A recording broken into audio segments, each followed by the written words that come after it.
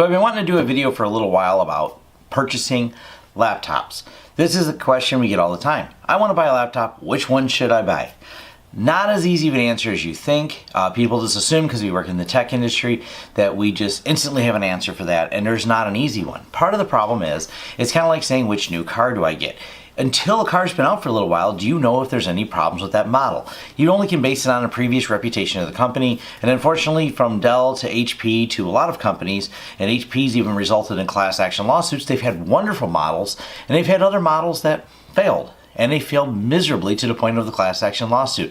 How long did it take to find out? Quite a while. The laptops barely lasted a year. So from the new model release to, hey, that's a crappy laptop, we know in the end which ones are crappy. But from the beginning, from the brand new, don't always know. But there's at least a few things you can go by to determine whether or not it's going to be a decent purchase. Now, I'm going to talk about, we have refurbished laptops here. One of the things about the refurbished ones is people go, Tom, how do you sell this refurbished Dell laptop for as much as I can go buy a brand new one at a big box store? Because when these were new, these were about $1,500, and it's all about how they're made and the speed within them. There are laptops for sale less than $300. I've seen some on sale at like Best Buy for like $229 and Walmart for $229. They're really horribly slow. Matter of fact, they're substantially slower than this 4-year-old Dell that's sitting right here next to me. It comes down to the components they use and then the build quality. A lot of it's a race to the bottom because consumers want something cheap. They look at them as disposable. The problem is they're unhappy with them as soon as they buy them because they're just right out of the box slow. Now, I'm going to get into a little bit of the design here. Now, this is based on one of the cheap ones, and this is the bottom panel. There's no metal in here, and that's actually why this whole piece over here is missing, is the system cracked. Just opening the lid back and forth caused fatigue and caused all the plastic. Now, the plastic's that brittle. It just shatters apart. It's that high impact ABS plastic that doesn't have a ton of flex for this, so it's pretty rigid, but it doesn't take much to crack these, and that's what happened. It's just breaking it right here. So these cheap laptops, they don't have this. Now let's go with something a little bit better like this Lenovo. And this is a little bit, generally Lenovo's are a little bit pricier, but not too expensive. And right away you notice metal framing. The hinge attached to a metal frame to distribute. Now it's still made of the cheap plastic. You can see it's real flexible. You can see I could probably break it, and there's a lot of flex in the frame still. Matter of fact, you can see the whole frame flexes quite a bit without the top on because they rely on a plastic on top and there to kind of build rigidity of it. But there's also no metal in this. So these screws are pressed in at the time of molding, so you have these kind of floppy screens, and that's what leads to screen breakage really easy on these. So if we take something like one of these Dells,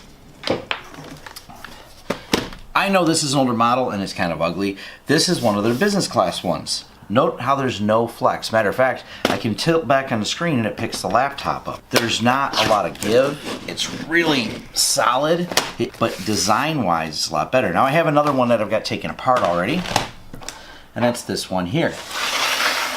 And this is what they look like on the inside. You see, these are referred to as heat pipes. We have large heat sinks in here for one to help distribute the heat.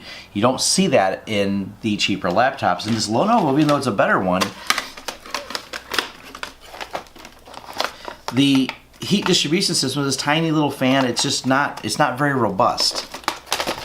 In the business class ones, first, much larger fan, much larger heat pipes. And the heat pipes are what help bring the heat away from the internal components to the vent on the side and vent it out. The other thing you notice, there is a lot of metal in this. The whole thing has metal inside of it. It's plastic metal, and even where it's plastic, instead of being a flat plastic, they have it structurally beveled so each one turns. So it's got this entire structure to it to hold it all together. So this is just a substantially better made, because even with the cover off like this, there is just no give. This is a dead one, so I'm going to try and break it. No give, which means, let's pick it up by the screen. It doesn't give, it doesn't crack. The plating, the metal that the hinges actually go into, are super solid. And because of that, this was a more expensive to build laptop because, well, as we know, you print things out of cheap plastic, they're inexpensive to build. When you start making them out of metal like this, they are a very solid. It's going to hold up. It's going to be able to take a lot more damage. A fall off the bed is less likely, but not completely unlikely, to break it. So you end up with these better, higher quality boards. The heat distribution, everything about them is another notch up. That's why used, a 4-year-old used one of these still goes for $300 to $400. I have an HP EliteBook. It's a 5-year-old laptop that is still faster than probably half the ones you can even find at Best Buy, and the reason why is at the day they built it, it was a very highly spec laptop. My laptop was $2,200 new. And even myself, I usually don't buy them new. I usually buy them refurbished myself and wait till the price comes down a little bit, but they're substantially faster. But people think you have to go out and buy a new one.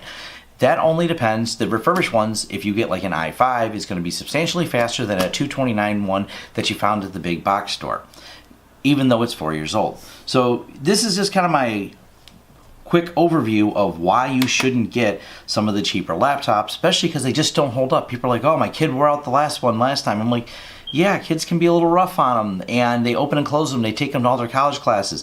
These hinges on these cheap ones just won't hold up. If you're open and closing, they're so soft. It's a race to the bottom. They've made them with such cheap plastic, they won't hold up. But you take something like this, yes, it's heavier. Well, metal's heavier than plastic, but the solid nature of it, the rigidity and everything makes it a better purchase that's going to last you longer. And if you buy one that's faster, even though it's a few years old, it's still faster than a newer computer. So that's kind of a short summary of why you can buy refurbished computers that are better than brand new ones, and why you should consider them when you're looking at a purchase, and why we sell them used for $300 versus why you can go buy a brand new one at, you know, whatever Black Friday sale for $199 coming up. So that's, like I said, my idea. I just want to cover that with people so you kind of have a better picture of why we recommend these laptops and what the differences are between them. Thanks.